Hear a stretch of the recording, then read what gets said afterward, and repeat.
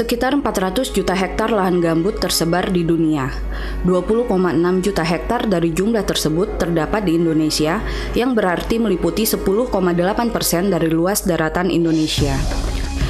Dari luasan tersebut, 35%-nya atau sekitar 7,2 juta hektar lahan gambut berada di Pulau Sumatera. Beberapa sifat gambutnya, di situ termasuk hutan alam rawa gambut. Beberapa sifat gambut yang sangat berbahaya adalah satu, dia bersifat hydrophobicity. Hydrophobicity itu artinya dia melepaskan air, tetapi kalau dia sudah kering tidak mampu dia menyerap air. Jadi kalau gambut itu sudah kering, disiram air berapapun, tidak akan mampu menyerap lagi. Bahasa Indonesianya itu kering tak balik. Jadi kalau udah kering, ya sudah selesai urusannya. Satu itu. Yang kedua, pada saat gambut dibuka di ada kanal, gambut ini akan membuang air ke arah horizontal itu lebih cepat dibanding ke arah vertikal. Jadi kalau ini ada gambut dibuka kanal, ini air habis, keringlah dia. Kalau sudah kering, apa yang terjadi? Rawan kebakaran. Jadi penelitian saya beberapa tahun lalu bersama beberapa teman-teman dari LSM, salah satu permukaan gambut yang saya ukur itu temperaturnya 47 derajat Celcius.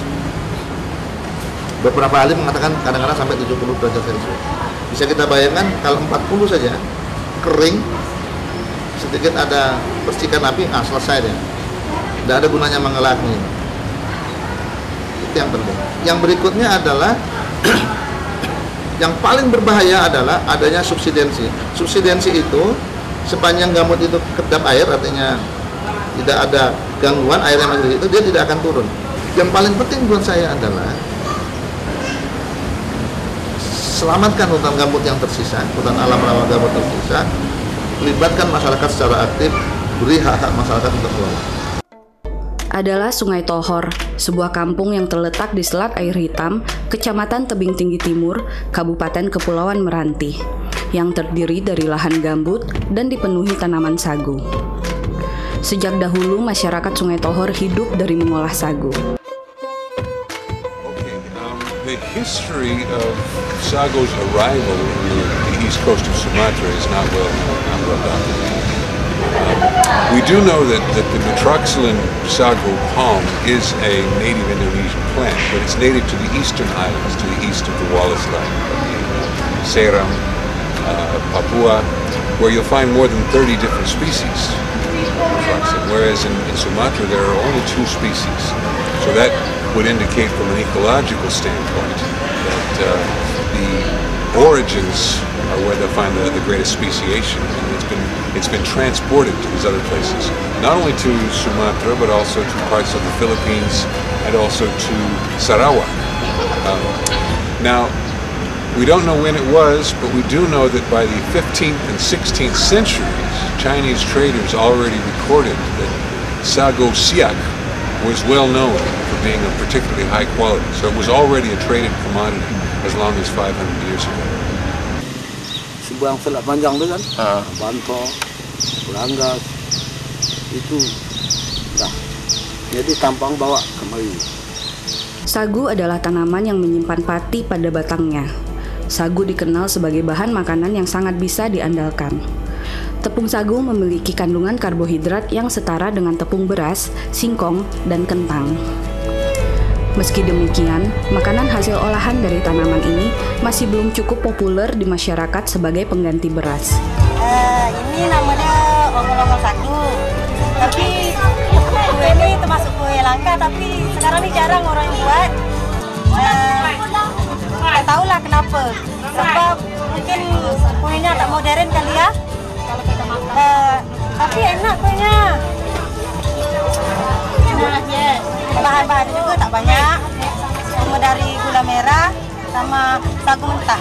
Setiap bagian dari pohon sagu dapat dimanfaatkan untuk kebutuhan hidup. Umbut sagu yang terletak di ujung dekat pelepah dimasak menjadi lauk.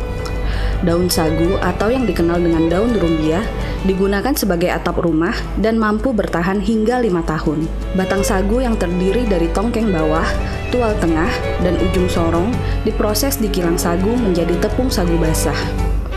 Kulit batang sagu dibuat sebagai tikar pengalas jalan yang rusak. dan ampas sagu digunakan sebagai pakan ternak dan bahan baku pembangkit tenaga alternatif.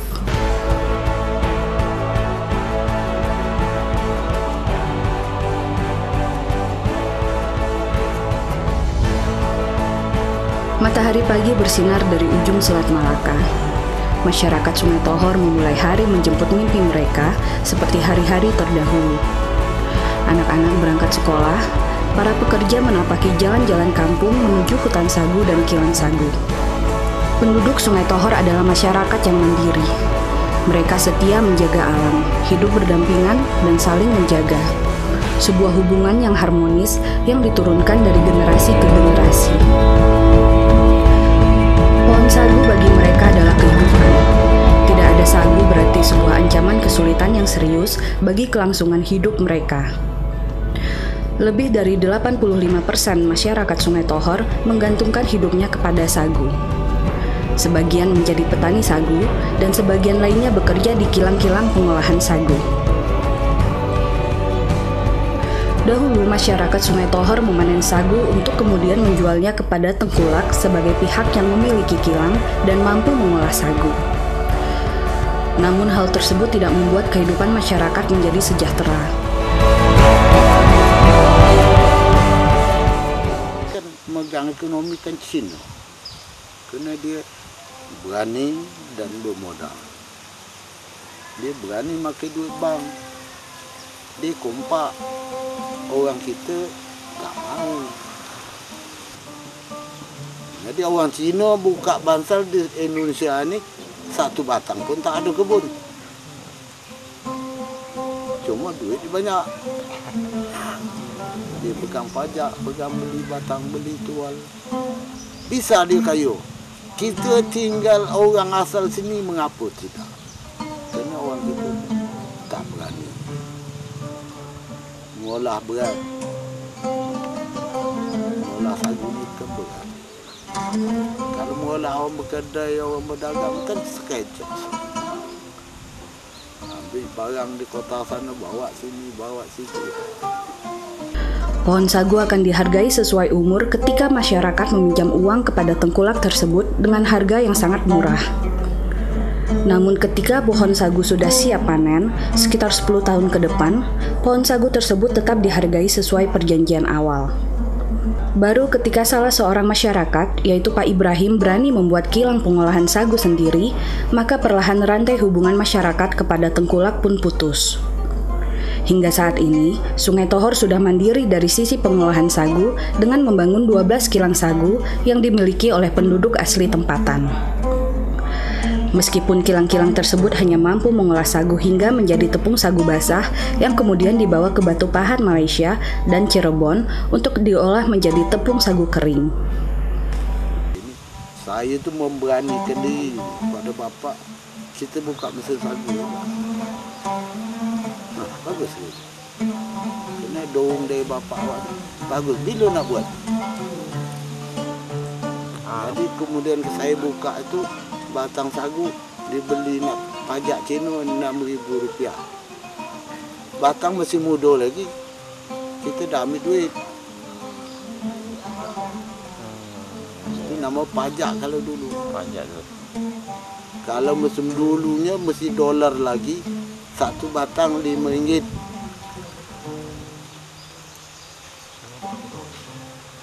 RM5 ya. Itu bawa Singapura sagu pakai tongkang.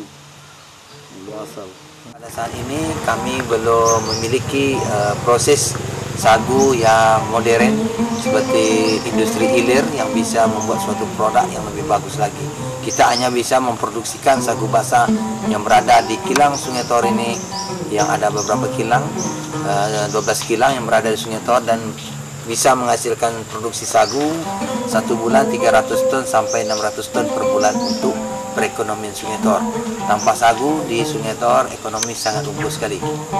Harapan kita kepada pemerintah dan kepada investor kiranya bisa mempersaingkan dengan perusahaan yang berada di Kecamatan Rinjani Timur ini supaya bisa meningkatkan lagi untuk perekonomian Sungai Tohor ini.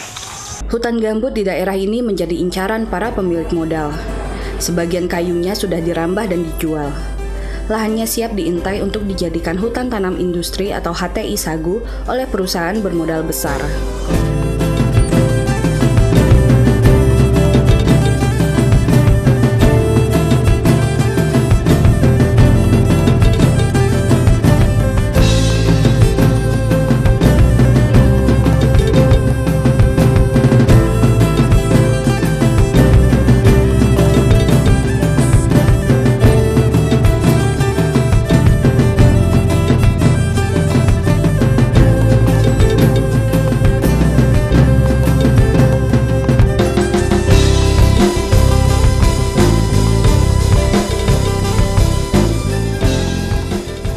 Kita harus melakukan kampanye sagu bahwa gambut itu pas tanamannya itu adalah sagu, tidak lain dan tidak bukan hanya sagu. Kalau kita berubah pada dengan konsep lain, adanya mungkin akasia atau segala tidak pas itu. Nah, ketika orang berbicara gambut, orang akan teringat pengelolaannya tanaman yang paling pas itu tidak lain dan tidak bukan hanyalah sagu gitu. Nah, kalau hal ini bisa kita kampanyekan sampai ke mungkin ke tingkat nasional bahkan dunia, karena tanaman sagu ini bisa hidup berdampingan dengan tanaman-tanaman kayu alam lainnya, saya kira hal itu sudah tidak ada jadi persoalan. Salah satu melakukan langkah upaya pemerintah yang sudah dilakukan oleh pemerintah. Pak Bupati telah mencanangkan bahwa Kabupaten Kepulauan Meranti akan menjadikan klaster sagu nasional. Ketika sudah berbicara klaster sagu, unggulan sagu nasional, tentunya kita harus memperhatikan ini tadi, bahwa gambut dan sagu ini yang paling pas tanaman, tidak lain. Kalau nanti sudah berubah ke tanaman lain seperti mungkin akasia atau sawit, saya yakin gambut di tempat kita tidak akan pernah terselamatkan untuk itu. Keseimbangan ekosistem gambut terancam karena perusahaan membuat kebun sagu dengan pola monokultur dan menggunakan kanal-kanal yang mengalirkan air hingga ke laut. Akibatnya gambut menjadi kering, penurunan permukaan tanah atau land subsidence akan terjadi dengan cepat yang bisa mengakibatkan tenggelamnya sungai Tohor dan daerah di sekitarnya. Selain itu, kualitas sagu mengalami penurunan dan kebakaran hutan menjadi tak terhindari. Kebakaran yang paling terlama sejak saya dilahirkan di Sungai Tohor ini merupakan kebakaran yang terlama, dan ini tidak pernah terjadi sebelumnya. Nah, kenapa ini bisa terjadi? Salah satu penyebabnya, kalau dahulu itu tidak pernah juga terbakar. Ya, kalau masyarakat pengelolaan mereka adalah pembuatan kebun, ya, terbakar. Tapi saat itu terbakarnya hanya mungkin yang daun-daun, batang-batang yang sudah kering atau rumput-rumput yang sudah kering. Tapi di bawahnya, Mas, Bang, itu ada gambut kita yang lembab. Gambut kita yang lembab yang mempunyai kandungan air gitu. Pada saat itu tidak ada kanal, jadi sehingga kebakaran itu tidak terlalu lama. Paling sudah habis itu sudah, ya kan? Nah, upaya yang dilakukan oleh pemerintah kecamatan dan desa, dan kita sangat menyesalkan sebenarnya dalam hal ini. Ya. Ini bukanlah musibah yang diakibatkan secara tidak disengaja, tapi sebenarnya ada unsur kelalaian. Barangkali baik itu ya termasuk yang diberi izin konsesi, masalah HTI, termasuk juga ada kelalaian dari masyarakat kita yang sengaja terkesan lalai dan membiarkan gitu.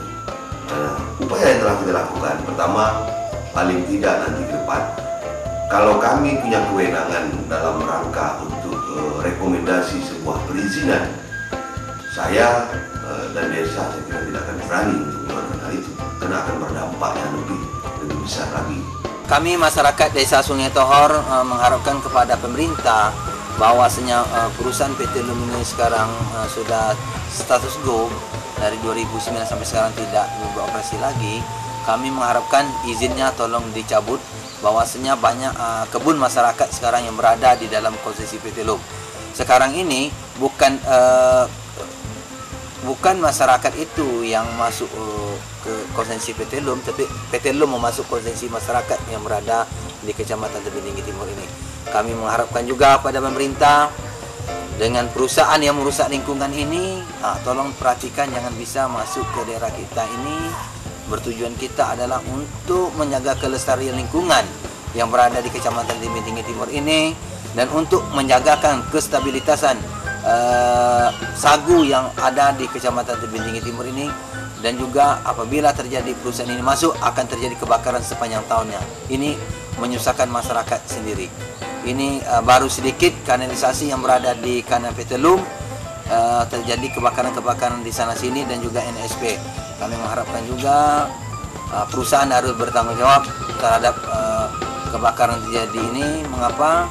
Inilah suatu dilema atau suatu musibah yang terjadi di Kecamatan Jati Tinggi Timur ini. Harapan kami pada PT Nasional Sagu Firma bisa membuat peralatan kebakaran yang lebih mantap lagi daripada yang ada sekarang ini. Keselarasan antara alam dan manusia yang dibangun turun-temurun oleh masyarakat Sungai Tohor kini terancam. Sagu sebagai tanaman yang ramah menjaga ekosistem gambut yang menjadi pemain utama dalam menahan laju perubahan iklim dunia ikut terancam. Dan menarik sekali yang dilakukan oleh inisiatif masyarakat di Tebing Tinggi Timur, di mana masyarakat mengelola lahan gambutnya melalui komunitas sagu, di mana masyarakat mengelola sagu tanpa merusak hutan rawa gambut di sana.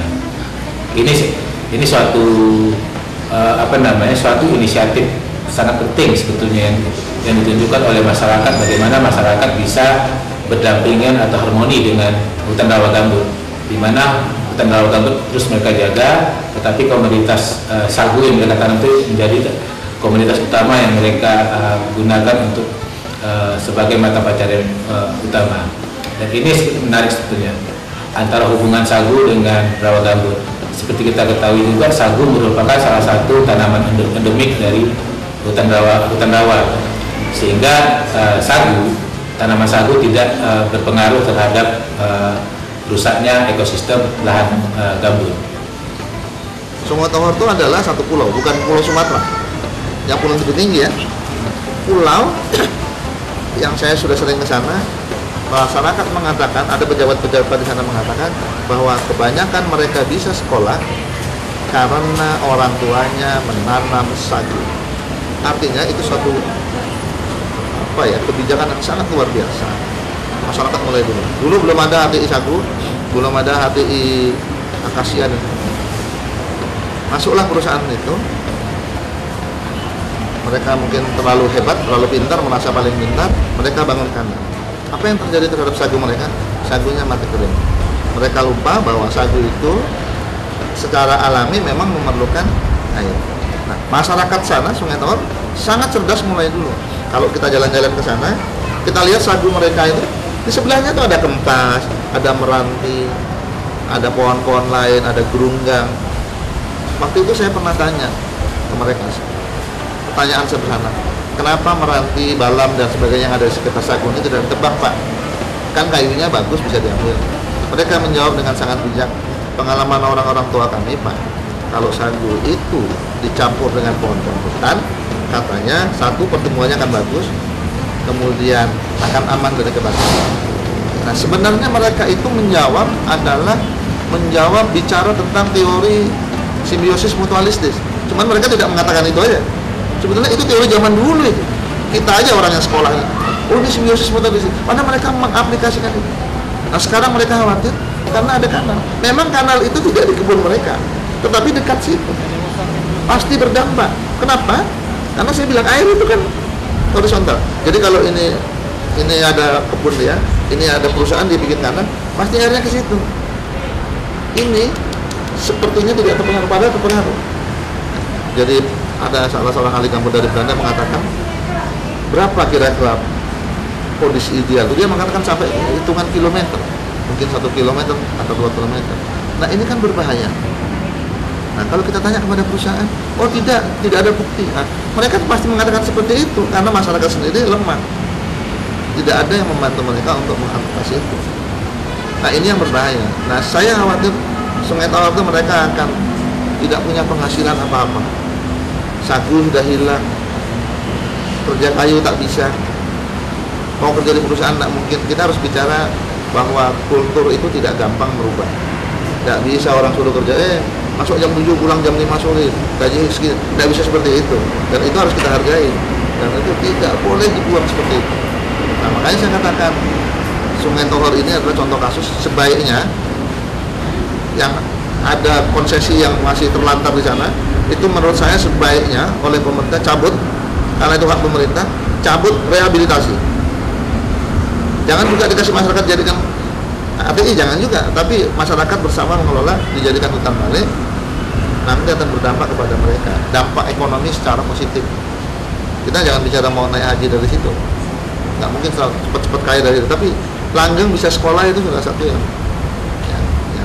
sangat, menurut saya sangat luar biasa.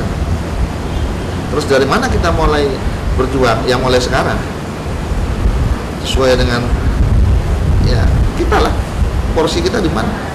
Di mana? Petang merambat pelan di Sungai Tohor.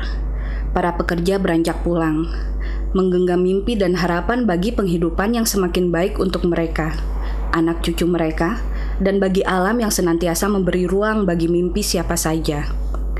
Alam yang selalu mengajarkan mereka untuk tidak serakah mengambil berlebihan, untuk selalu sadar bahwa keseimbangan antara manusia dan alam adalah hal yang semestinya senantiasa terjaga sebagai dua unsur kehidupan yang utama.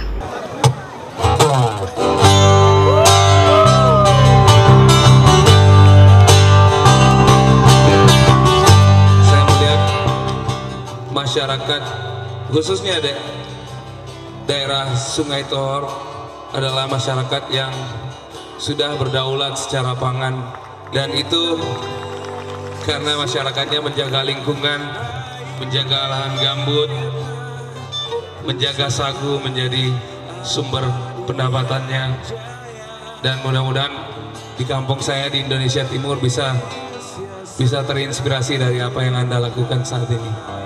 Amin.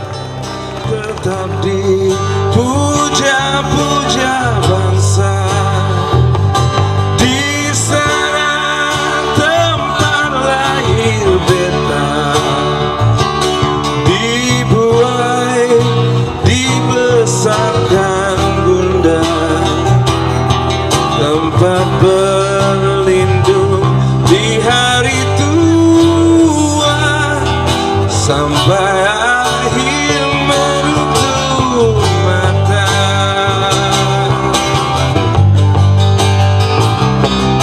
Sungguh indah tanah air beta, tiada bandingnya di dunia.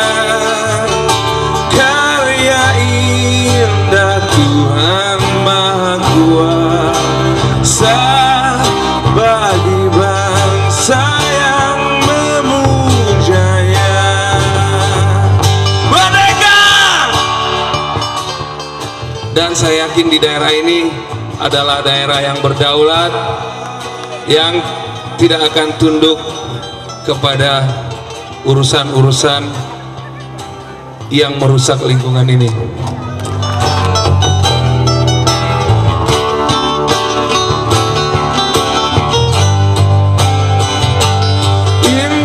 Indonesia ibu pertiwi, kau ku puja dan ku kasihi, tenaga ku bahkan pun jiwaku kepadamu rela ku beri, tempat berlindung di hari tua.